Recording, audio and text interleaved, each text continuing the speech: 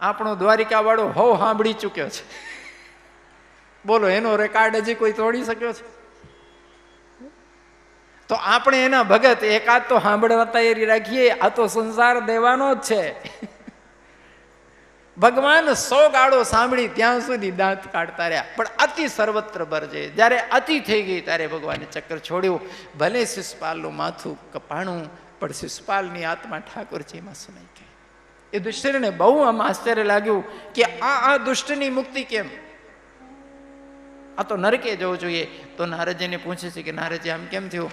તો નારદજી દાંત કાઢે છે કે યુધિષ્ઠિર, તું એમ ના માનતો કે ખાલી માળા કરે એ જ તરે, ગાળો દે એ તરી જાય. કેમ? કે મારા ઠાકોરજીનો સ્વભાવ એવો છે, અને સ્વભાવ કોઈ દિવસ કોઈનો બદલાય? સાચું બોલો, સ્વભાવની ટીકડી રાજકોટમાં કોઈ મેડિકલમાં મળે છે? અને મળતી હોય તો બધી બહુઓ સૌથી પહેલા હાવવો માટે લાવે.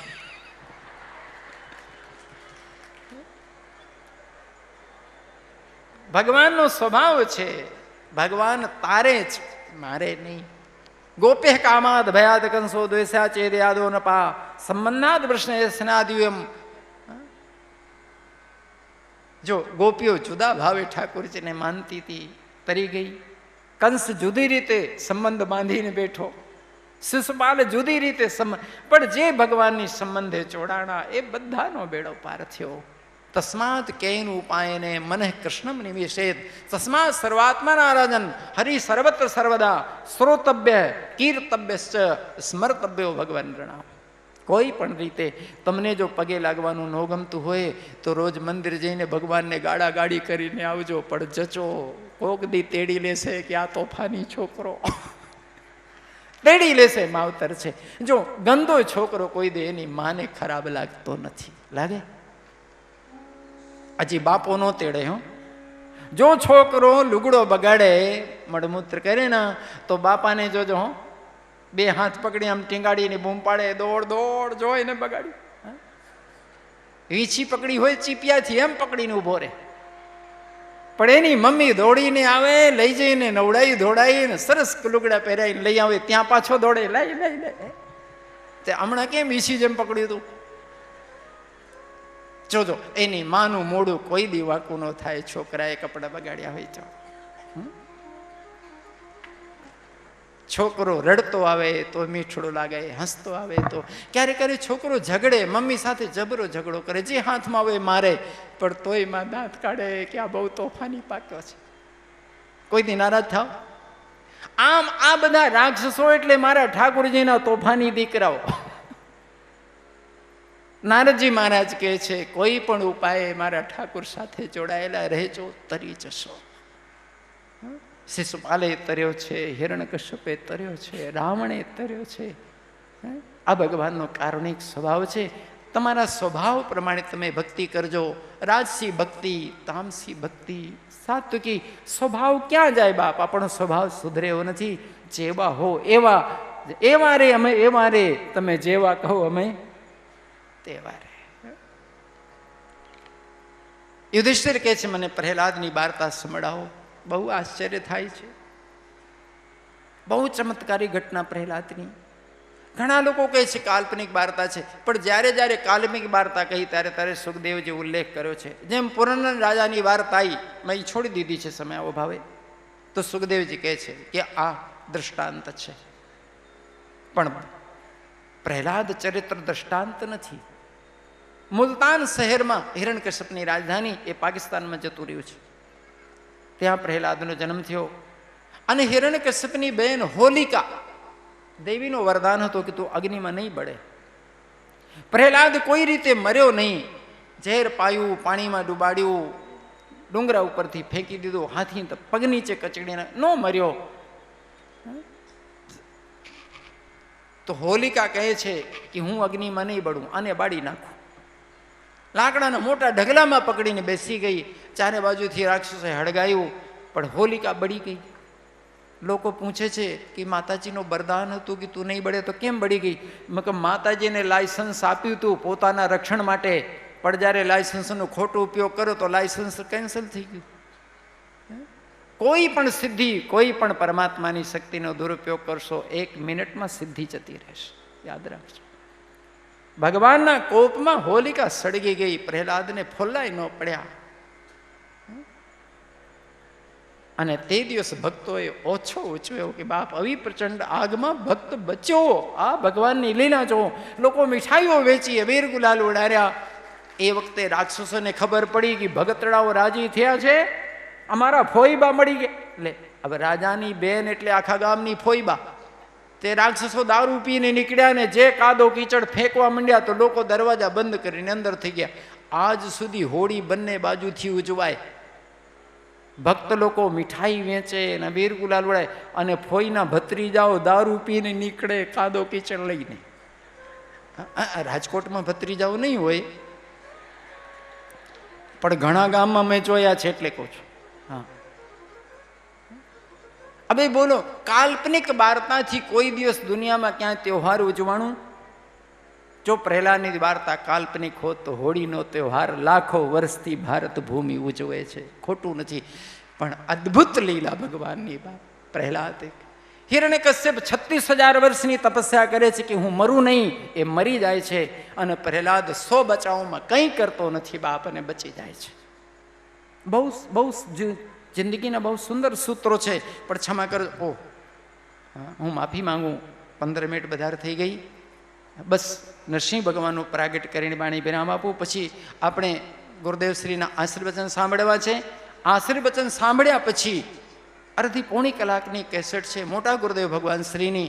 એમની હયાતીમાં એમને જે સેવાઓ કરી છે, જે લીલા કરી છે, પ્રત્યક્ષ નિહાળવું છે. અને નિહાળ્યા પછી આપણે આરતી કરશું.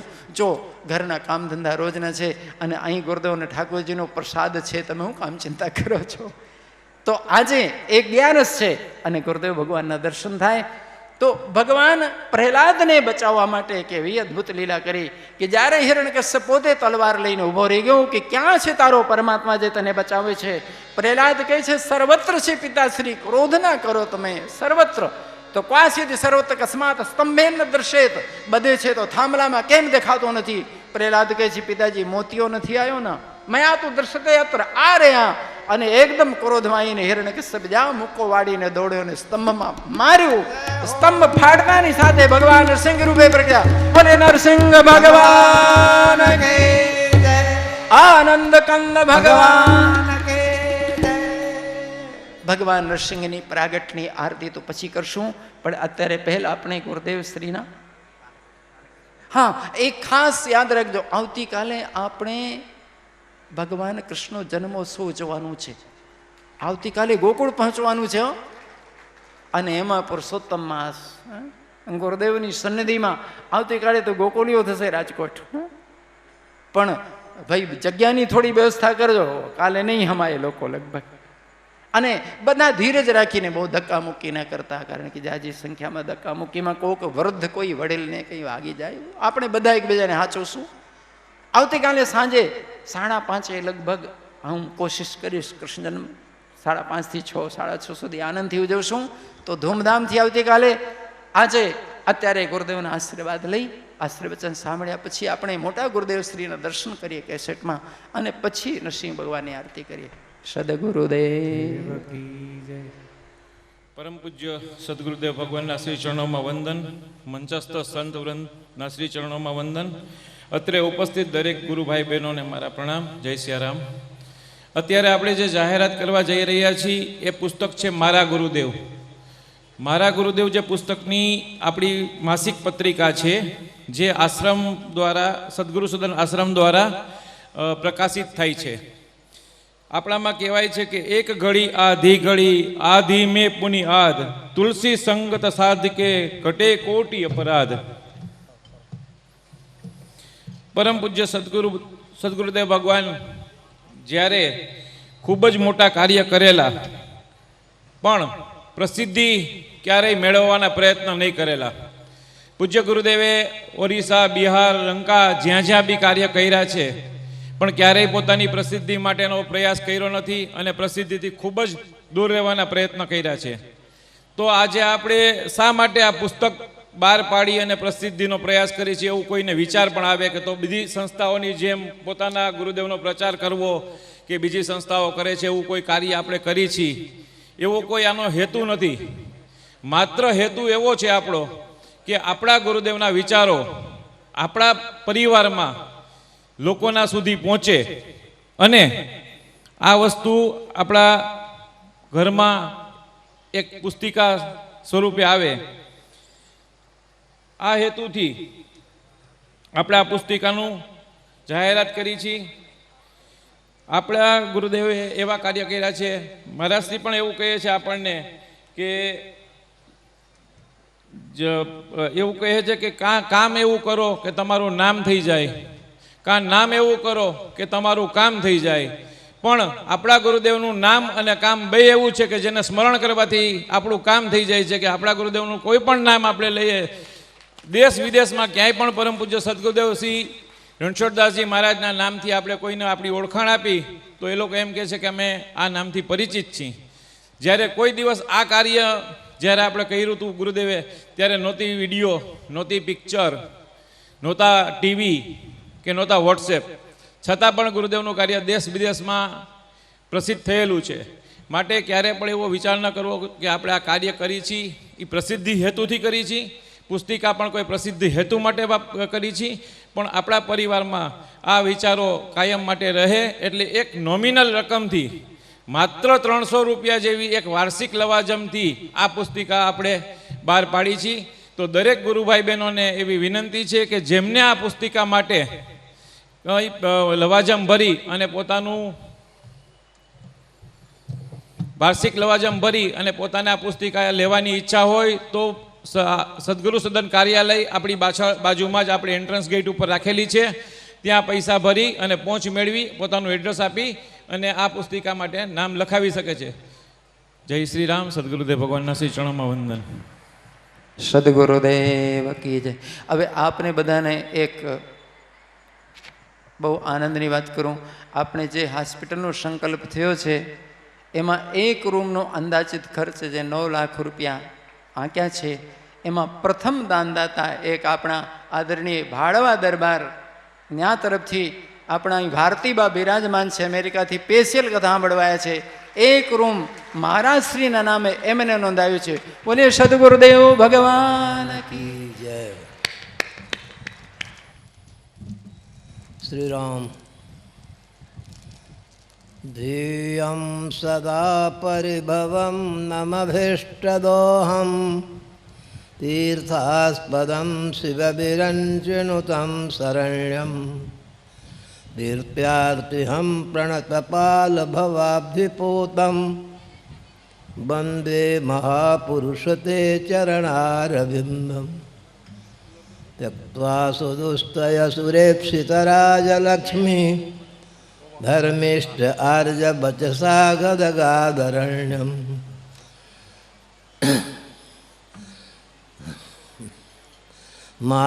मृगेन्द्रहितलेप्सितवन्यधावत्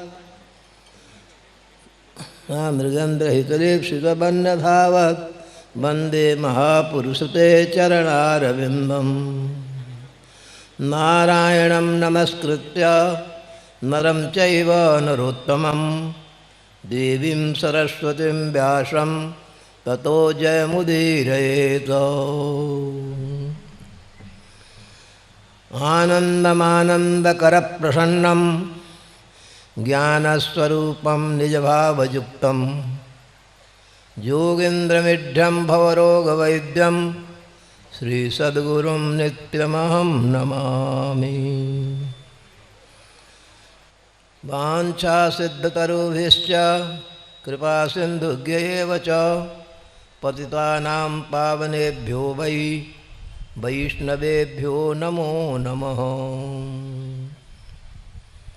श्री सीताराम।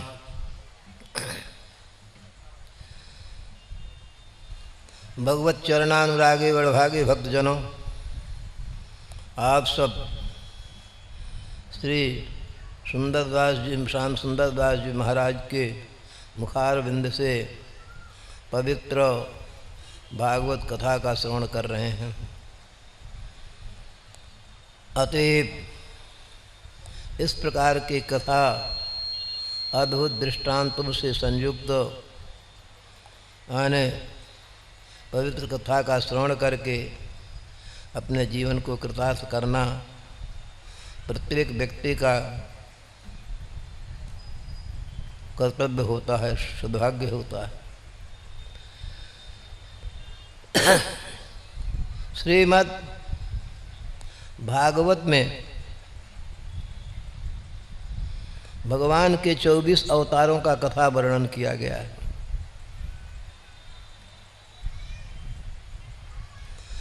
ऐसे तो यद्यद् विभूतिमत् सत्वं श्रीमद् दुर्जितमेव वा तत्तदेवावगच्छत्वं मम तेजो संभवम् अथवा बहुनेतेन किं ज्ञातेन तवार्जुनम विष्टाम्यहमिदं कृष्णम मे कांक्षेन स्थितं जगत्।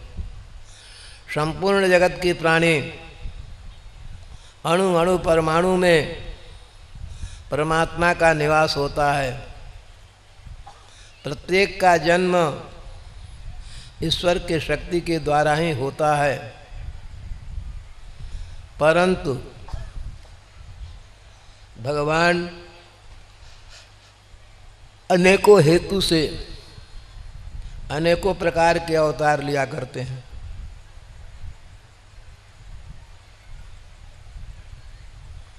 जल के अंदर में वेद लुप्त हो गया, उसको उद्धार करने के लिए भगवान ने मत्स्य रूप धारण किया।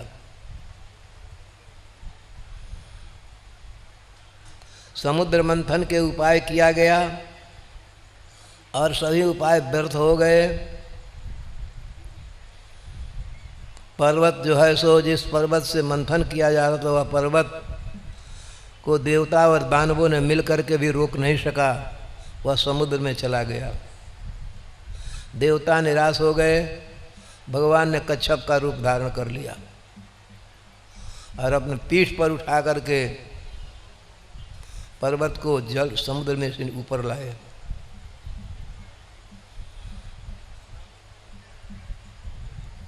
पृथ्वी जल में निमग्न हो गई थी। पृथ्वी का उद्धार करने के लिए भगवान ने 12 रूप धारण किया और अपने दंत के ऊपर पृथ्वी को उठा करके जल के ऊपर लाए और जल पर स्थापित करके सृष्टि की रचना का स्थान बनाए। इस प्रकार से अनेक रूप रूपाय विष्णवे प्रभु विष्णवे, भगवान को न पुरुष बनने में कोई डर शर्म होती है, न पशु बनने में कोई शर्म होता है, न स्त्री बनने में कोई शर्म होता है। जब जैसा रूप का जरूरत पड़ता है भगवान उस रूप के द्वारा समाज का उद्धार करते हैं, समाज का कार्य करते हैं। इसी प्रकार से भगवान ने अनेकों रूप में आकर के हर पृथ्वी का उद्धार किए हैं, समाज का रक्षा किए हैं, समाज का कल्याण किए हैं। समाज परमात्मा का है और समाज की मर्यादा परमात्मा का बनाया हुआ है। समाज का धर्म कर्म सब भगवान के द्वारा निरूपण किया गया है। इसलिए भगवान जत्र तत्र सर्वत्र रहते हुए भी अनेक रूपों में प्रकट होकर के धर्म और पृथ्वी की रक्षा करते हैं, धर्म की स्थापना करते हैं। समष्टि जगत के अंतर्गत में समता विषमता आती रहती है। कभी असुर प्रबल हो जाते हैं तो देवतागण व्यथित हो जाते हैं, स्वर्ग छोड़ करके भाग जाते हैं, जब तक भटकते रहते हैं। परंतु परमात्मा कृपा करके असुरों को परास्त करके और पुनः देवताओं को स्थापना करते हैं।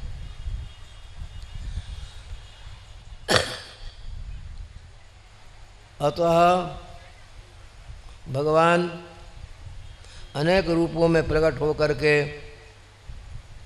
और समाज का मर्यादा स्थापना करते हैं। धर्म की रक्षा करते हैं। अभी अभी आपने हिरण्यकश्यपु का चरित्र सुना। हिरण्यकश्यपु कितना प्रबल था, जिसके द्वारा जिसको मारना अति ही कठिन था। हिरण्यकश्यपु ने 36,000 वर्ष तपस्या करके ब्रह्मा जी से वरदान मांगा था कि मैं आकाश में न मरूं, पाताल में न मरूं, पृथ्वी पर न मरूं, मनुष्य से न मरूं, पशु से न मरूं। ब्रह्मा के सृष्टि में जितने जीव हैं और किसी जीव से मेरी मृत्यु न हो। मैं शिक्षा रूप धारण करके यत्र तत्र सर्वत्र विचरण कर सकूं, इत्यादि वरदान के द्वारा इतना अभय हो चुका था कि उसको कोई मार नहीं सकता था। देवतागण चारों तरफ त्रसित होकर के घूम रहे थे। भगवान के पास में शरण में गए। भगवान ने सांत्वना दिया कि देवताओं धैर्य रखो। जिस वक्त में वह अपने पुत्र के द्वारा ही पुत्र से द्वेष करेगा, उसके भक्त पुत्र के द्वारा ही उसका निमित्त बना करके उसका नाश होगा। और हिरण्यकश्यपु का पुत्र हुआ प्रहलाद। प्रहलाद भगवान का अनन्य भक्त था। शतरथ काल भगवान नाम का कीर्तन करता था। उसके पिता ने उसको गुरुकुल में भेजा पढ़ने के लिए, परंतु वहाँ पर भी जा कर के वह भगवत चिंतन भगवत कीर्तन करता था, ध्यान धारणा इत्यादि लगाता था। एक दिवस गुरु महाराज ने उससे माता ने सुंदर सुसज्जित करके और उसके पिता के पास में भेजा। अपने प्राणप्रिय पुत्र को आए हुए देखकर प्रहलाद का हृदय भाव से गलगदित हो गया और उठा करके गोद में बैठा लिया और पूछा, ये बेटा तुमने जो कुछ अच्छा कुछ पढ़ा है वह मुझे बताओ। ने कहा, जी पिताजी जो अच्छा वस्तु है वह तो हमारे गुरुजी पढ़ाते ही नहीं हैं, वो हमारे गुरुजी जानते ही नहीं हैं। श्रवणम कीर्तनम विष्णु स्मरणम पाद सेवनम अर्चनम बंदनम दास्यम अर्चनम बंदनम नित्यम वास्यम निवेदनम। भगवान का नित्य प्रति अर्चन करना चाहिए, भगवान का नित्य प्रति कीर्तन करना चाहिए, भगवान की चरणों की सेवा करनी चाहिए, भगवान की जो वस्तु पुष्प इत्यादि के द्वारा पूजन करना चाहिए, भगवान की पवित्र कथाओं को सुनना चाहिए।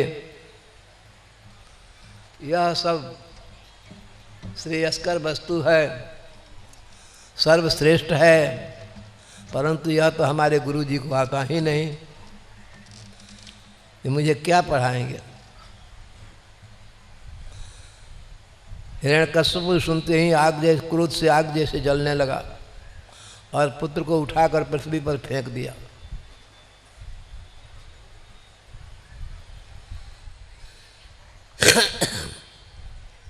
दो सेवकों का आज्ञा दिया,